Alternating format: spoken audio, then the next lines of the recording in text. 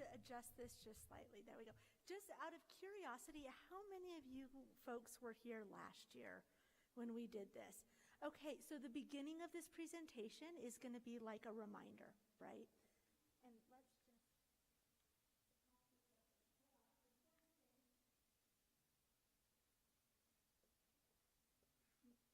Now you can see the presentation, it will be a lot more effective.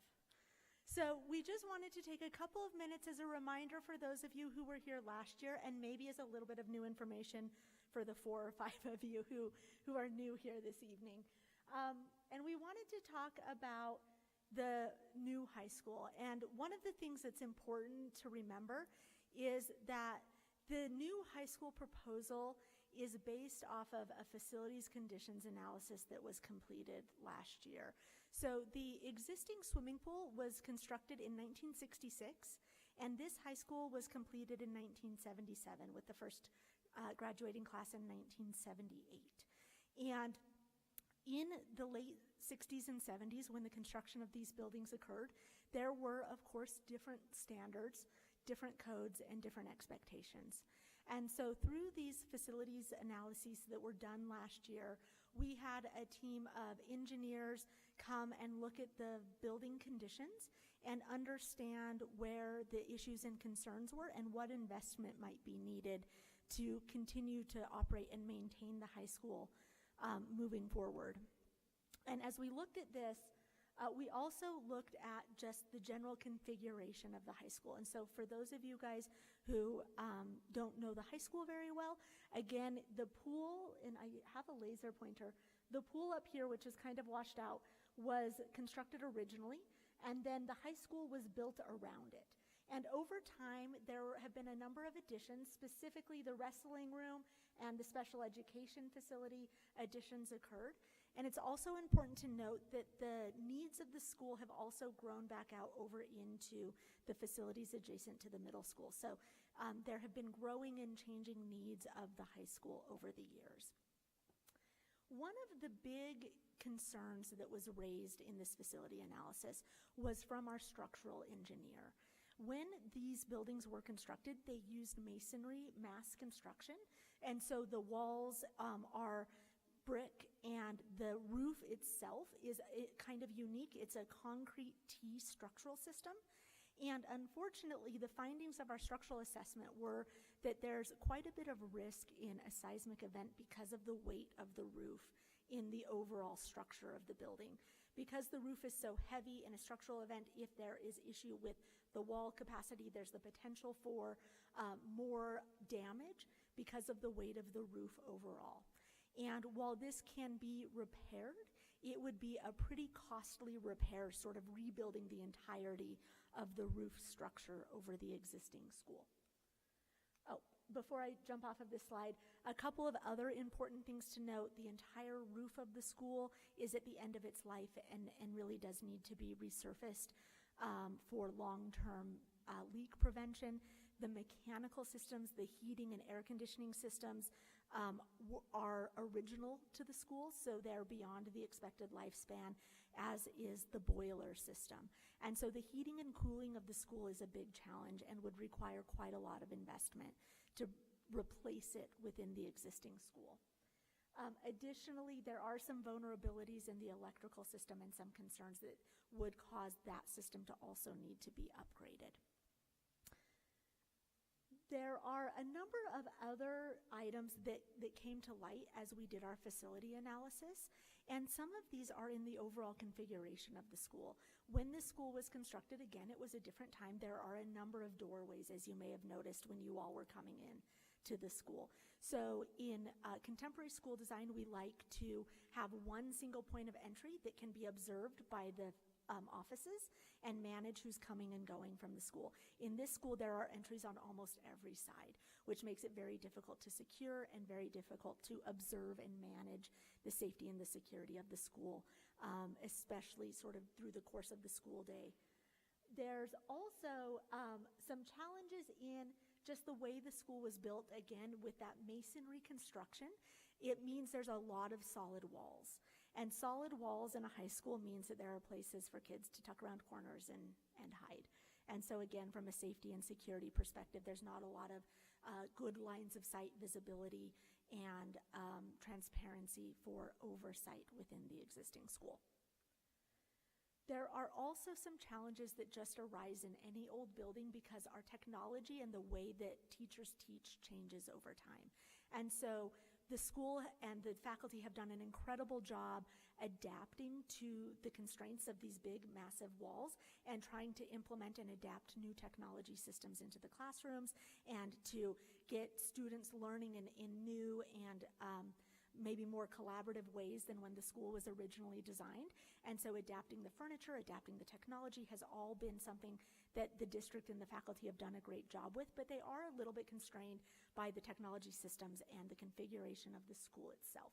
There are some smaller classrooms and some sort of oddly shaped classrooms that they're often working around. Additionally, the high school provides space for a lot of community events and activities. And one of the needs or challenges that emerged in our assessment was the parking capacity. The high school and the campus are underparked, especially when there's a community event in this auditorium or something happening in the gymnasium.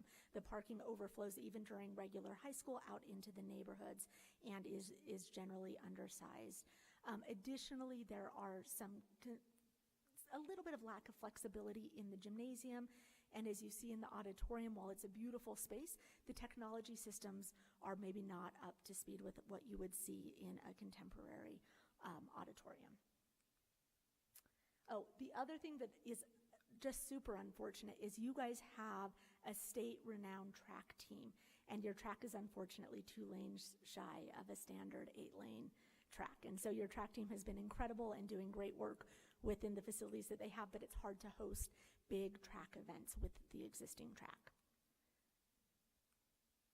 And then we also did an evaluation of the pool, and as I noted, the pool was built 10 years before the high school, and so it's actually the oldest part of the structure. The pool itself is unfortunately just shy of competition lengths, and so while the team can practice here, they can't hold competitive events. And the pool also is beyond the expected lifespan of the pool. And you can see the corrosion in some of the electrical and the metal systems. As we all know, pools are high humidity environments. And because of just the age of the facility and the amount of humidity that the systems have been exposed to over time, they're starting to corrode and need to be replaced. And it's incredible that the district has a pool that's available for the community and for the high school. It also serves, of course, the elementary school and the middle school PE programs, but it is something that is ultimately at the end of its life and in need of reinvestment. And so, again, just to reiterate the message, the school district really has done an incredible job in maintaining and supporting these facilities. The faculty have done an incredible job in supporting student success. You guys have incredible academic achievement within this high school, and it's a nod to the community that has been happening. And ultimately, as we looked at the cost of bringing this building up to contemporary code, it was a very, very high price tag, and then you would be stuck with some of the constraints of the mass structure and the building configuration, the learning environments. So as we went through this facility analysis last year, the consensus was that the best and most fiscally prudent use of the district's dollars is really to build a new high school to serve the needs of the district for the next 50 years and beyond, and ensure that high quality learning experience for future generations of students. And so, again, the district, with a lot of foresight, a couple of board generations ago, purchased a wonderful property up on the north bench of Colville, and this property is well-sized to accommodate the needs of the high school. It's well located to serve the community and the high school students, and ultimately is a great opportunity to build the school that the district deserves. And so as we've looked at this site, we've vetted, and Jesse here in just a moment will share with you a site configuration to make sure that the site can accommodate the high school as well as the supporting site elements that are going to be required for the district long term. And again, a really incredible opportunity to move forward with a new high school. So we're excited to share with you what that new high school could become. Thank you, Whitney. Lovely to see everyone tonight. Thank you for being here. At the site, in our collaborative process with the school board and the steering committee, which is comprised of educators and administrators and district personnel, we came to fulfill the purpose of why this project is being done, which is to build a facility to serve generations of your community, to develop and inspire the students who go here, the administrators, the support staff, and everyone who interacts as a community together in this cornerstone of the North Summit School District.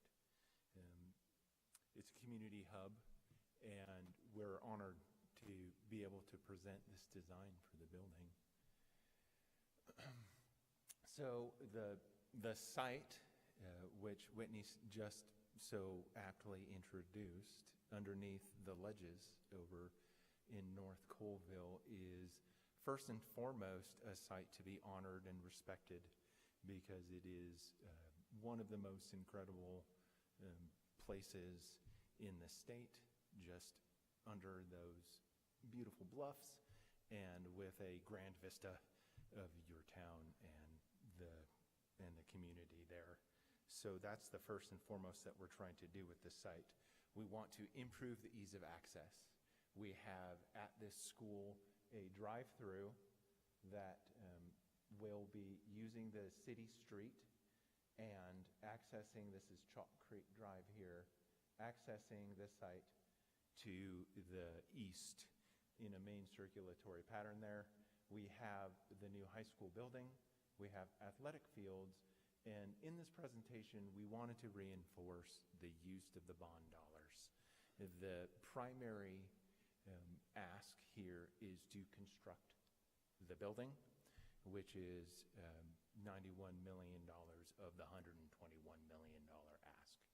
The athletics fields portion of that site would be $8 million of that, with the school being, the pool, being the $22 million rest of that bond ask.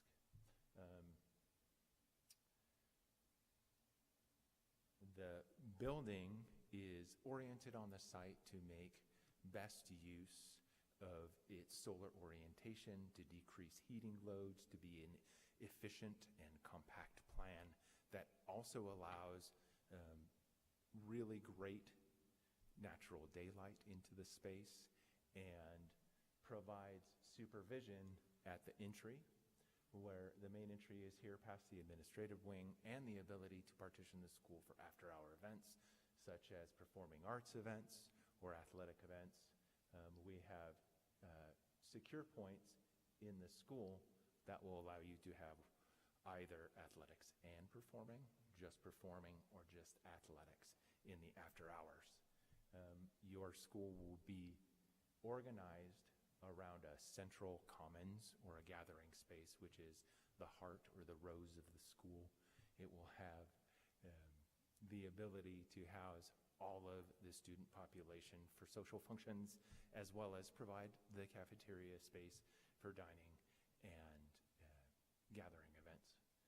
The CTE, which is a significant component of the academic learning at your school, also has classroom functions, and there is a second floor to the building that will have the second floor of the common space that will be a high volume, the performing arts, which will have tiered seating from a second level down to a main level, similar to what you have here, but with a little bit more offset.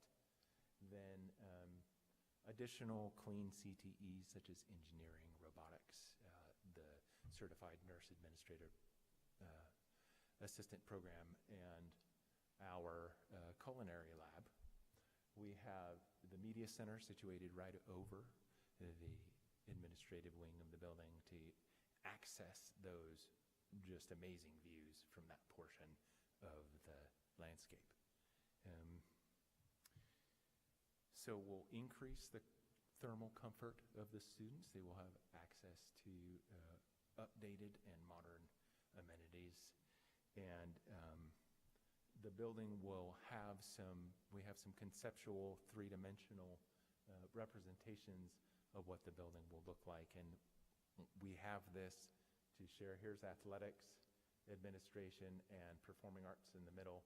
This is the main academic portion of the school with commons in the middle.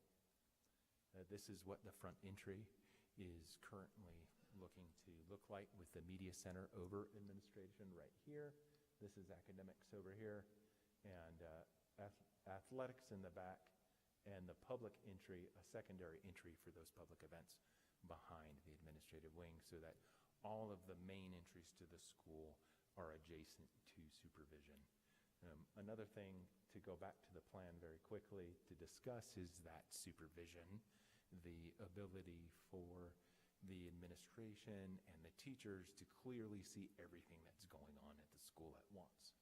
And we have on the site anticipated locations for future growth, so that in the event that there are additional students that need to, additional facilities, additional students that need to be added to the school, we will have room to build that, and that's being accommodated in the planning. In the 3D, we have here a view from what the east road looks like going up Industrial Park Road, just basically right at where Chalk Creek turns to go to Evanston. And the greenhouse there at the front and center of the school, the main academic wing, and this solar shading that will prevent undue heat load on the building. This is what the overall building looks like from down across the parking lot in the fields of the school. Up here at the existing high school site, the community amenity, which is the swimming pool, which also provides PE use for the middle school and the elementary school and the high school swimmers, will maintain use throughout the construction period, so that there won't be a loss of that use while the construction occurs, and that's part of the bond planning.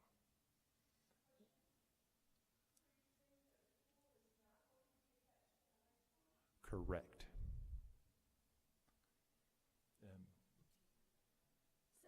So I'll just add to that, because the pool is used for swimming lessons and PE for the elementary school, it's used for the middle school, and it's used by the community.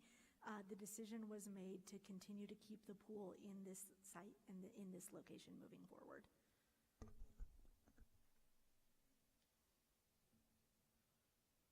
Other school amenities that are staying in place are the inopportunely oriented current football field, and it's a difficult playing surface for that reason because of its solar orientation, and then the baseball diamond.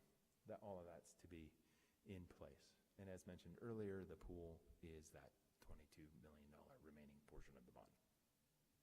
So this is a very diagrammatic layout of what that pool building will look like, with a main entry on the south with locker rooms that access the pool deck, support space behind a 25-yard, 10-lane pool, which is competition sized, and over the support space, which houses the mechanical functions, electrical, additional restrooms, we will have spectator seating for meets and a separate entry such that the athletes and the visiting teams won't have to all share entry with everyone at time. There's enough room for everybody to do a very well-organized swimming meet.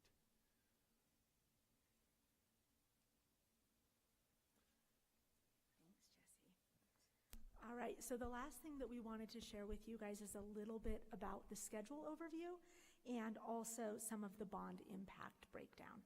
And so, as we've shown here, we're being very optimistic in our schedule. noting the general obligation bond ideally passing in November 2025. Because the existing site does have some canal right-of-way and some easements moving through it, there will need to be some work happening as soon as this fall, this November, to free up space for the construction to occur on the site. And the anticipation is that the major groundbreaking for the school would then begin in March this spring of 2026. And so the design would move quickly forward to allow for a quick groundbreaking this spring.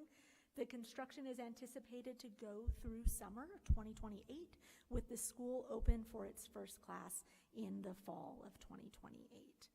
And again, the great thing about the foresight to purchase this property is that the entire construction can occur without impacting the existing high schoolers at all. They'll continue to go to school in this building. They'll have all the amenities that they've had, and they'll be able to be unimpacted through the construction until they move over to the new high school in fall of 28.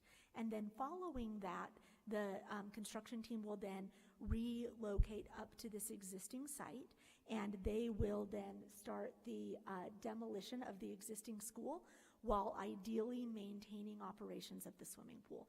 Because the swimming pool serves so many different sectors of the community, the goal is to keep it operational through construction. So we would demolish the existing school, keeping the pool operational, and then build a new pool on the site adjacent to the existing pool. And the goal for that is to be open in 2030, and then the old pool would be demolished at the culmination of all of that effort. So again, the community impacts of this plan are really quite minimal, other than some time of the construction of the new pool happening adjacent to the existing pool. And as Jesse has mentioned, the proposed bond impact is $121 million. When we met with you all last year, we had a bond impact of $114 million. And unfortunately, the world we live in is that things keep getting more expensive. Because of a year's worth of inflation and escalation of construction cost, we have some additional costs. The other items that are important to note is we have been meeting with the faculty, with the steering committee, as Jesse noted, to make sure that the floor plan is working really well, getting all of the priority adjacencies and programs fit in effectively within the site and configuration. So the budget has been refined to make sure that we're accommodating the more updated plan. We also have identified some more nuances in the site. Because we're on a beautiful sloped site, there is a need for terracing and retaining to make sure we can get those big open play fields and the school site located on the site itself. So we've been able to refine those site impact costs. And then we have also made sure that we have a good contingency for some of the uncertain economic conditions, right? We're all sort of living and feeling that every day. We want to make sure that the budget can accommodate some of those uncertainties moving forward. So with that in mind, again, just to reiterate, it was $91 million for the high school, $8 million for the athletic fields, and $22 million for the pool replacement. And so this, if passed, would result in a household impact of approximately $123 per year for every $100,000 in home value. And that also equates to $224 a year for every $100,000 in second home or business value. And this is something, there are some gentlemen who are much smarter in finances than I am here to answer any bond questions you may have. But this is our best estimate right now based off of current interest rates. And, you know, we'll see what happens with interest rates, but this is the anticipated impact. So with that, I think we want to open it up to questions, unless, Vern, do you want to add anything? Okay. We're happy to open it up to questions. We have a couple of sets of microphones here available.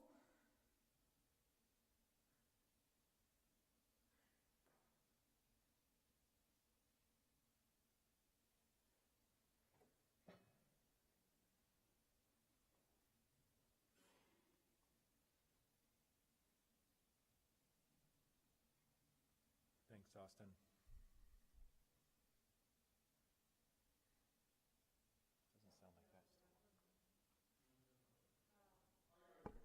Would you like to come to the podium? You're welcome to.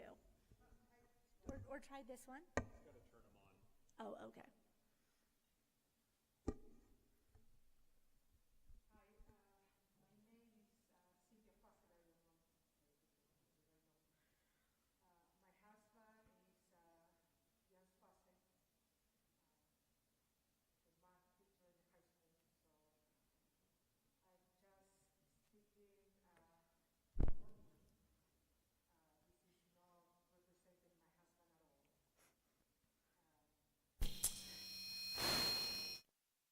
I just want to make sure you know, since last year when they did this presentation, a lot of things was going through my mind, you know. I have kids going to the school, nephews and nieces too, like pretty much everybody here, you know.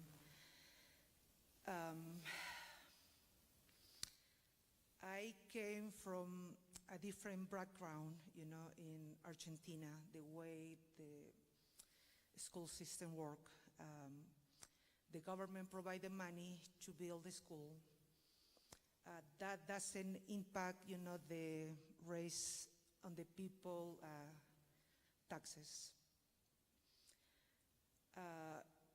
Parents volunteer in the school, you know. They do a lot of stuff, you know, like selling, festivals, to raise money for air conditioner for each room, you know, have a better system for winter, you know, when it's really, really cold and humid. My dad, you know, he's still, you know, working. He's a general contractor, and he was asked several times to go and fix part of the school for free, you know, since, you know, we all went to assist at that school at the elementary school. I could see my dad being very happy and grateful to be there, and did whatever, you know, the teachers needed to be fixed in the school. So parents work a lot in the school, you know, painting, cleaning, supporting all the events that the kids need to do for extra activities. So I don't really understand, you know, why, you know, there is no way we can, you know, ask different organizations for, you know, the money for the new school, the high school. I know, you know, how important, it was very clear, you know, all the problems in the structure. But I also, being the wife of Jens Facet, you know, he was a swimming coach for, I think, 14 years. I've been there in the pool over the years, and I seen the pool, you know, falling apart. And you can see, you know, how the ceiling is no good, you know, the humidity. Upstairs, it feels more like a sauna, you know. The condition, you know, there is no good for anyone working there. Every time that I leave the pool, I have headaches, you know, because it's the Clorox and there is bad ventilation, how they say, you know, they build around the pool. So that affects the ventilation. But I did notice, you know, that they changed the field for the football field. You know, they already have grass. It was a beautiful grass. So they have this priority instead of you know, fixing the pool, where it's a place where kids are learning a skill that it is for their life, you know. And in the area that we're living, knowing how to swim is really important. Not every school have that luxury having a pool, you know. We never had, you know, many kids in the city where I grew up, there is no pool available for them to learn how to swim. So I know the pool is, for me, is a big priority, especially in the area we live surrounded with so many reservoirs. I know for sure my kids will save their life and other people's life.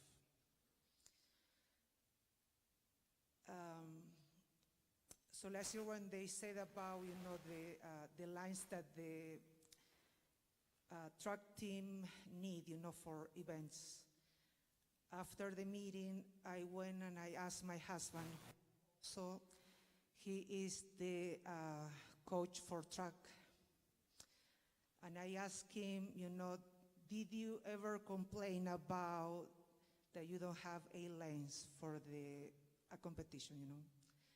And he said, no. Okay, thank you. That was enough information. So, you know, if they want to save money, or at least to think about, you know, the rest of the people that we have kids, and I see how much the inflation it is. Food was last year 40 to 70%, and this year I saw some product is 100% more expensive. So I don't know, you know, how I'm going to feed my kids and have to pay, you know, more taxes if we don't do any cuts in this new, you know, proposition.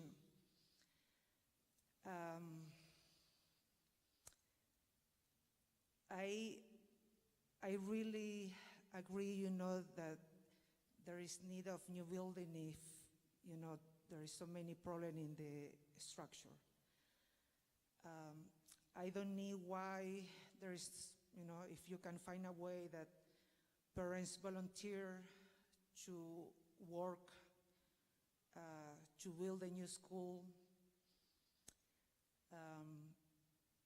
ask for other charities, places, you know, to donate for the new school. I don't see the need for the new athletic fields.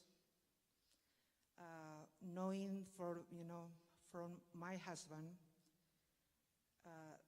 that he didn't care, you know, about the 6 lanes ever. So what I'm saying, I'm speaking for me, not for my husband, that he works for the district. I know eventually in the future they can build a new athletic fields, but I don't see the need in this moment. Yes, I see the need for the pool to restore or rebuild, you know. Neither when my husband was the coach for the swimming boys and girls, he never complained about having not all, you know, all the lines that usually other pools have. But yes, I hear him, you know, about, you know, someday how things was falling. And I was there, and my kids were there, you know, since they were born, every year. So I hope everybody, you know, can probably, you know, they're pretty smart people, you know, sitting here in the table. They can come, you know, with a better solution how we can, you know, have the money for the school and the pool.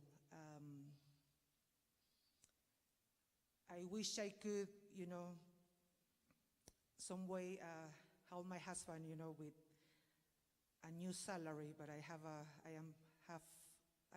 5 kids that I'm, being a full-time mom at this moment. And it's hard for me to see that sometimes I have to prohibit my kids having something that they're like not able to buy for them because salary is not enough, to feed a family of 7 people. I think last year the raise for teacher was 0.5. That I found, extremely ridiculous, with all my respect, because, with the inflation, I don't know how, we will never catch up, how is the economy being really hard with the inflation. So, as I said again, this is my personal feelings and worry about how much money this is going to be for the community. And I know how important it is. I can work in the school, to help to do whatever is needed. I can be taught and do stuff, and I hope, everybody today can share their concerns. So I appreciate it. Thank you.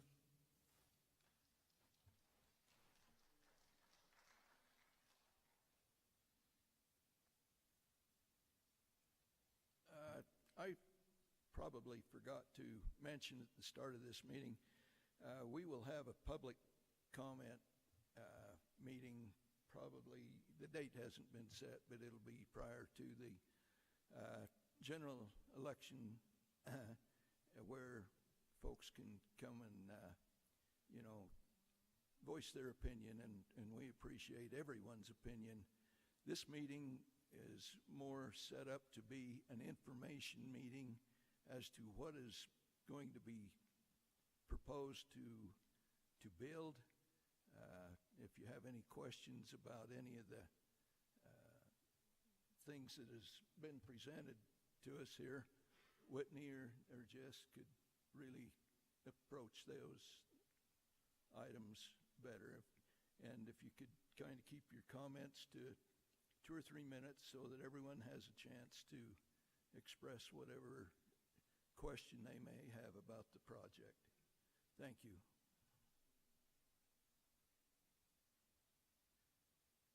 Any other questions about what was shared this evening?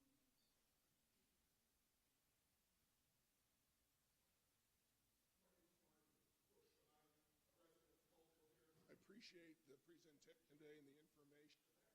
Really just 2 questions. One is that I heard earlier that in November on the general fund.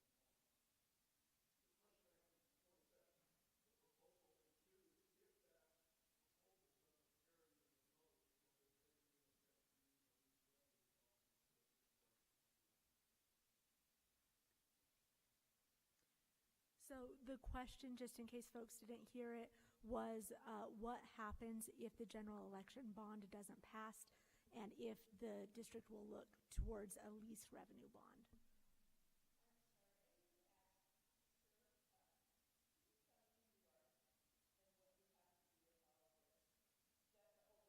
Oh, Vern, you. Who would like you to introduce yourself, Vern? Oh, my name is Vern Williams. I'm president of the North Summit School Board. We are set to, the school has to be replaced. And we are in a position, we would like to very much get a bond passed with from the people supporting us in this venture. Also, the interest rate, I don't know if those people are here or not. Yeah. The interest rate on the GO, the general obligation bond, is quite a bit less. I'm going to turn it over to, I'm sorry, names, but it's our Zions Bank person to explain that? My name's Brian Baker. I work with Zions Bank Public Finance, and so we help municipal entities throughout the state just when they have projects that they need to fund. We help them kind of figure out however they want to do it. We don't typically, we're not political. We don't opine on whether the project that they want to do is a good project or a bad project, but they say, hey, we want $25 million to build a rec center or an animal shelter, and we say, okay, well, here are the different ways you can do it, and here's the one that makes the most sense, and try to help that work with their budgets so that they can do what they need to get done. So the general obligation bond, that is the plan. I think that was the first part of the question, is that actually the plan? And so yes, the actual plan is that there was a school board meeting at 6:30 tonight that was noticed and agendized, and the school board adopted a resolution calling for a bond election to be on the November ballot. And so there will be a question on all of your November ballots that says, do you vote to authorize North Summit School District to borrow, to issue bonds up to $121 million was the number that was on it. And it will also have the tax impact language on that as well. And so,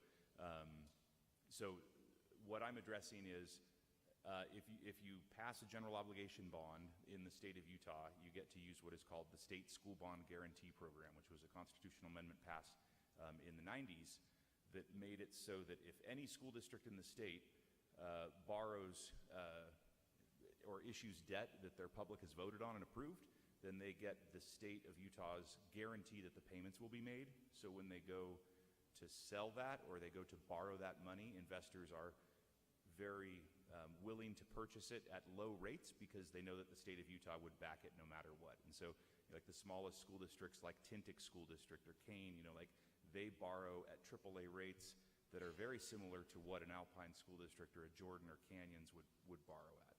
And so that's what would be the case for North Summit.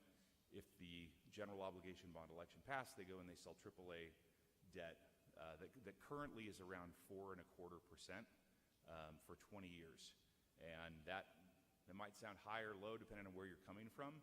But 3 or 4 years ago, that same bond could have sold for somewhere around 2 when we were at really, really low rates. But then, if you went back, a couple of decades, you could be in the 10% range. So if they don't pass the general obligation bond and they look at other means of borrowing, any other means of borrowing that a school district uses does not involve the state's AAA guarantee.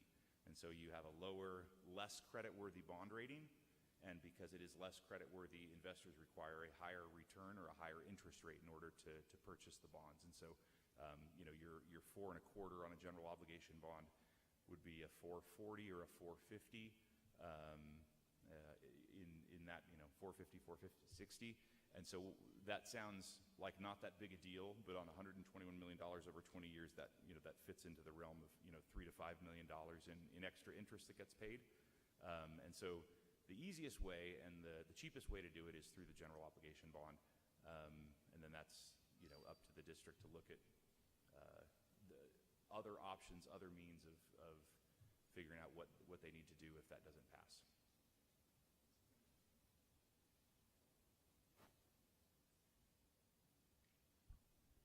Excellent. Any other questions?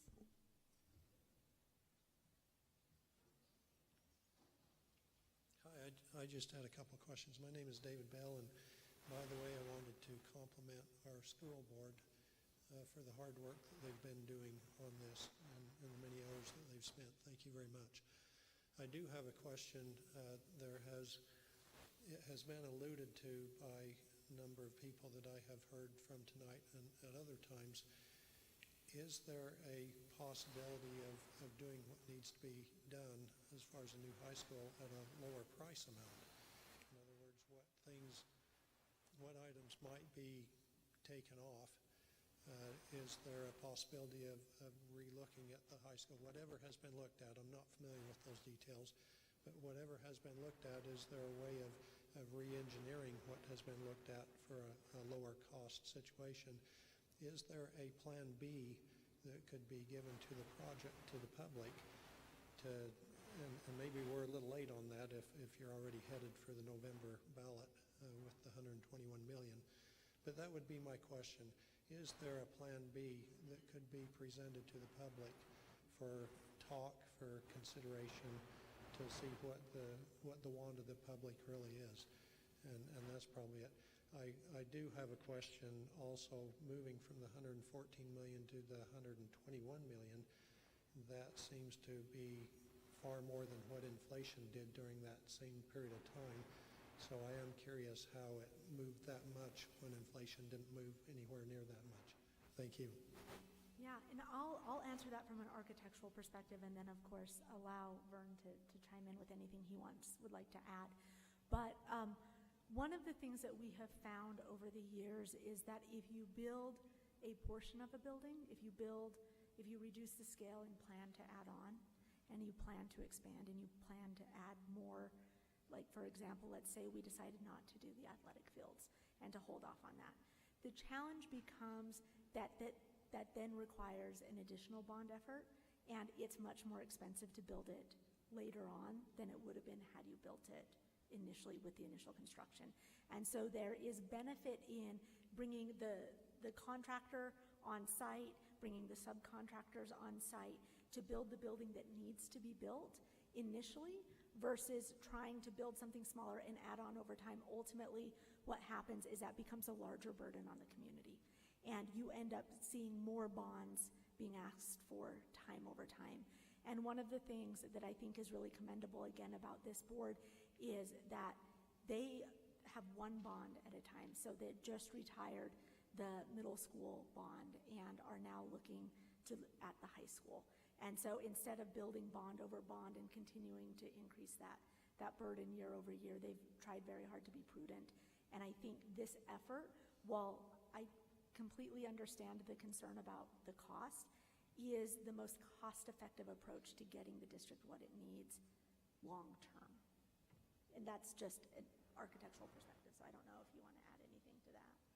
You might mention meetings you had with our teachers. Yes. And we were able to find things that we cut like 3 or 4 million.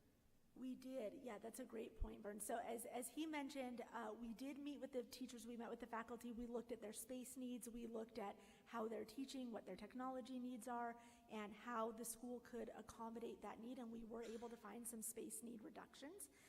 As you noted, the costs are slightly more than inflation. So we have our construction team here, and they're tracking construction costs on, I'm gonna say daily basis. And last year, the escalation was between 4.5% and 5%, unfortunately. And that is because it's specifically in the construction market, and I should be letting you answer this, so just like throw something at me. But it's because of access to our tradespeople, because of access to equipment, and other demands that drive construction costs up beyond sort of general cost of living inflation. Did I do an okay job? Do you want to add to that, Greg? I'm Greg Robinson with Hughes General Contractors. We've been brought on as a construction manager, general contractor for this project. We've been collaborating with VCView Architecture and with the school board and administration as we've looked at this building and the cost it would take to basically retrofit all of the seismic problems that this building has, mechanical, electrical, finishes, upgrade to keep it up to standards for today's learning environments, is a substantial investment. And as we look at kind of the long-term benefit and the value that you get out of putting in a lot of money, the value is that it would be better off to just go ahead and build a new high school. When you're looking at costs of 60 to 70% investment in this school rather than just building a new facility, that's some of the things we look at to address the inflation costs. The cost of construction, as Whitney mentioned, the labor market is extremely tight. There's not as many people coming into the trades as what are leaving, and so that drives costs up. Materials just continue to increase in cost as well. And we are tracking projects all over the state of Utah. We build school projects. That's a large majority of our work. School construction projects and construction in general has gone up. In the last 6 years, it's just about doubled in cost, that is not something we normally see in the construction market. Usually it's in most years, it's about a 3% inflation, but just like we've all seen since about 2019, 2020, costs have gone up substantially. One year, there was about a 50% inflation in construction costs. So thankfully, we're not in that environment right now. As was mentioned, we're in about that 4 to 6% range right now, and that's what we anticipate. The tariffs, big wild card right now for the construction market, so we continue to keep an eye on that.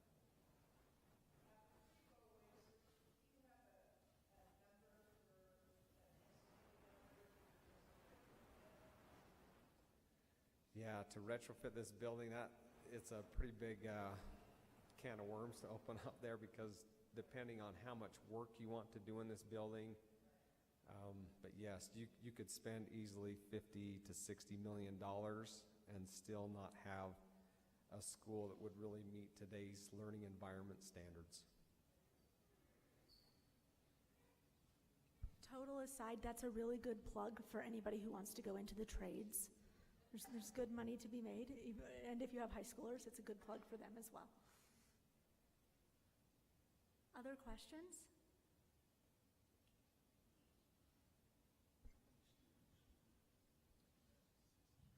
Dr. Carol Scott, I appreciate your less than thorough presentation tonight. How many seats are going to be in the auditorium? The auditorium is planned for 850 students. 850 students. So East High School, 850 seats. 850 seats. So East High School, which is one of the largest high schools in the state of Utah, has 8,000 seats. So they have 0.53 seats per student. What you're asking for is 2.33 seats per student. Is that correct? So, yes, you are correct, and it's important to note that the reason the auditorium is sized the way that it is because in a community like this auditorium serves more than just the high school. It serves larger community activities and events. And when we were looking at the potential for the new high school, we wanted to make sure that the community impact was equal to the existing high school. And so this auditorium is similarly sized. Okay. Again, 2.33 seats per student. I think what we're talking about is scope. Can I finish, ma'am? Yeah, of course. Okay, thank you. I have talked to no one that is opposed to a new high school, including myself. It is scope, and it is transparency by this board. Can you tell me how many gyms, and if there will be higher seating in the gym and a lower gym? So the plan has 2 gymnasiums, a main gymnasium and an auxiliary gymnasium. In the main gymnasium, there will be tiered seating. It will be from the gym floor up to a second level, but it won't go above that second level, Okay, if that makes thank you. sense. So last year, you presented a plan about the site, and I guess the site is great. I don't know. I haven't been there.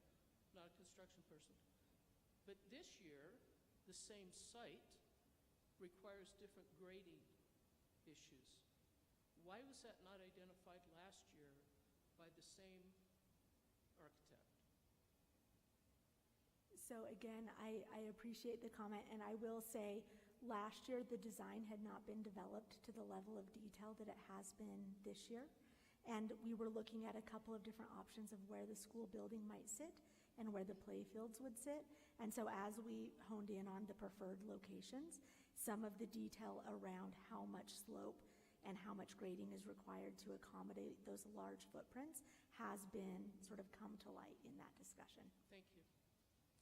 So, coming back to transparency of the board during this entire event, I have been to multiple board meetings. I have asked multiple questions, and the only thing that can happen is people look at me. They don't answer my question. A lot of consternation could be avoided by simply answering people's questions. We're not here to fight with you. But it becomes a fight because you just look at me.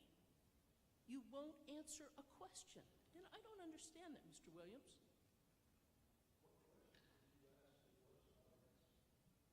I ask you if this was such a drama last year, that this was so driven by an earthquake issue, and you were so concerned, and you said we have got to get out of that high school, I ask you, why did we not move our students out of concern for their well-being into modulars until we could build a new high school? And you just looked at me.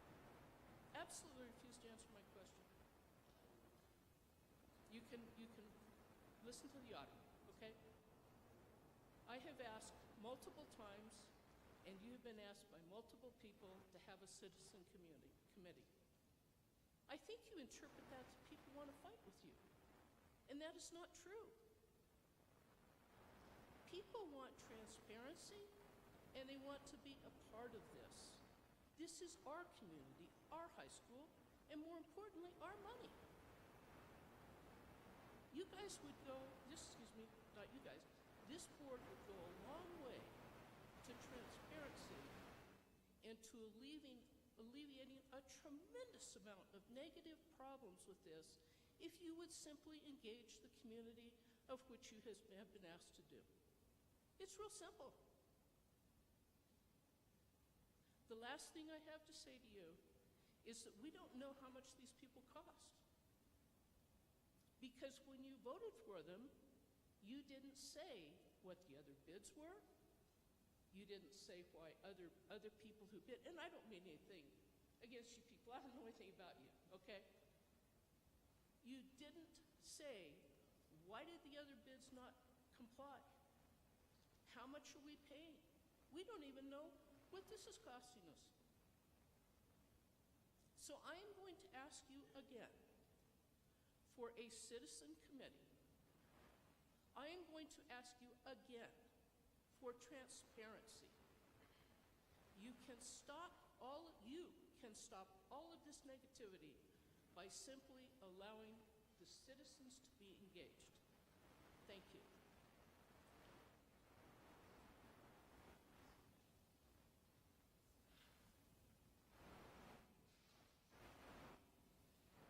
Other questions?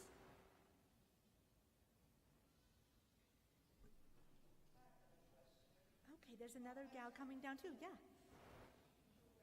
And then if you wouldn't mind just speaking into the microphone. I know.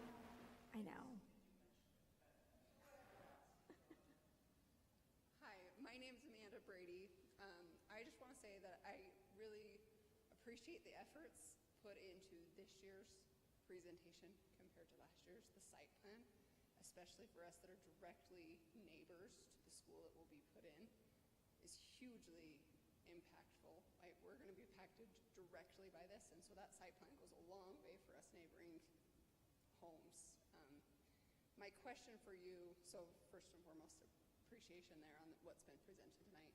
My question for you is, as an accountant, and just for the general public to know, is that $123 per every 100,000 on the taxable market value or the fair market value? And this is just so our community can know. Thanks. I was going to say, I'm having the bond expert come up because, again, not my point of expertise. Next time you should sit over here. You're getting good exercise. Brian, come on up. So it's completely based on your property tax valuation.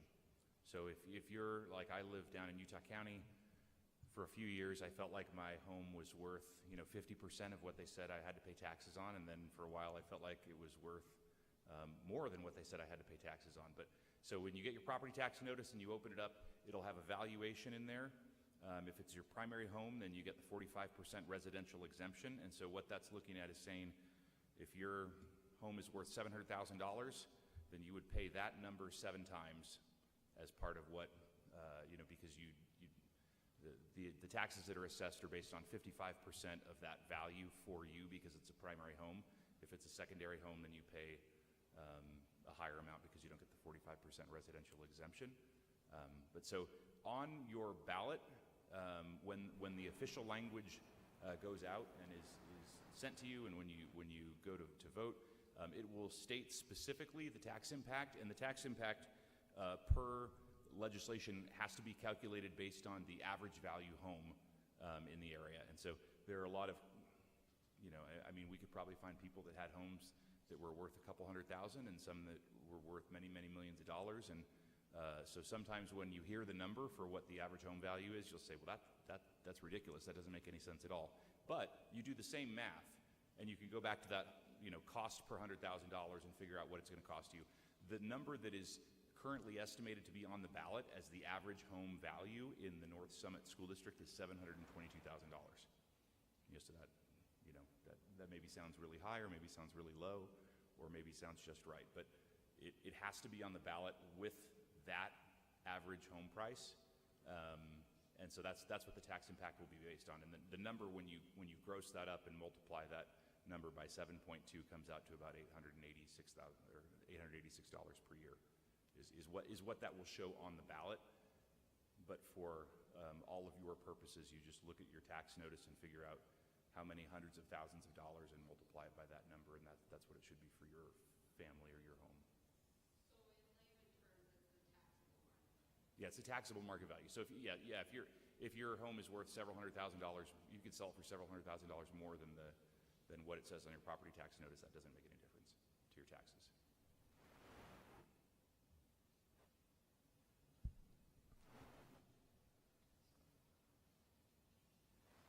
So my question is there any money from the state, or does the school district have any money set aside to go towards the building of the new school?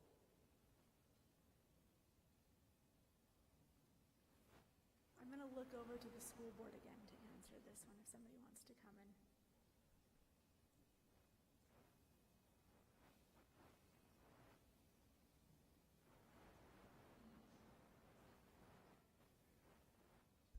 So for those that want an introduction, I'm the business administrator. My name's Marcy Sargent. And so we live in a county that does not get money from the state that allows for construction. There is a grant. It's called the Rural School District Grant, Small Schools Grant, that provides money to rural schools to help them fund construction. Unfortunately, we live in a county that has more people than our community has. So Park City, because they're a larger community, our community has a higher, I think we're at between 40 and 100,000 in our county, so we do not qualify for that grant. It would be a great grant. It would be very helpful, and we would love it. We are a rural community. We're a small district that would benefit, but the state, because of our county, we do not get that money. The district does have some reserves.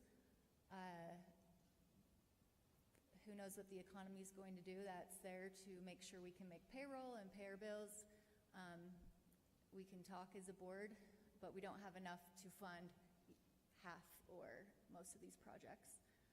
It would have to be something we'd have to talk about, but we do have a reserve, just not enough to fund construction at this cost. So.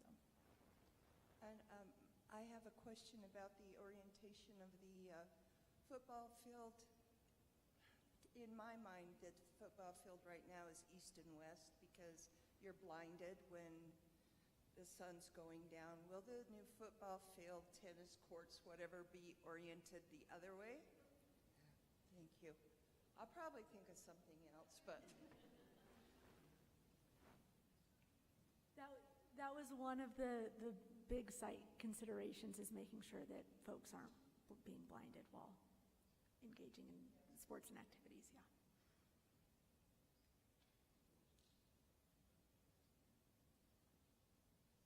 Excellent. Well, thank you guys, and I'll let Vern come up and close out the evening.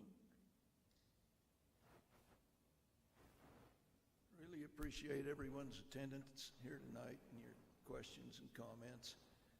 There will be another, as I stated before the election, we haven't set a date for that, where it'll be public comment, and you'll be sent a notice of when that date is. We appreciate your confidence in us, and if there are no other questions, thank you for coming.